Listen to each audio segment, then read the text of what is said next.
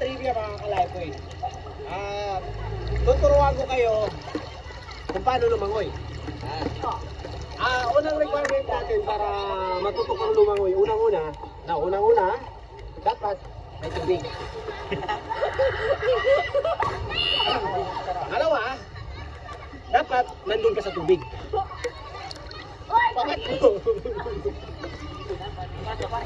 Pangatlo, dapat pag kailangan ka ng tubig, hindi ka humihinga.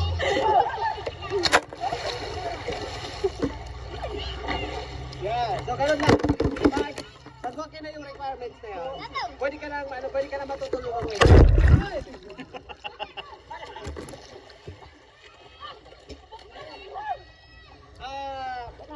Ang mga sign na madali ka matutong lumangoy na tao. Unang-una, kaya mong mag-isip ng parang isda.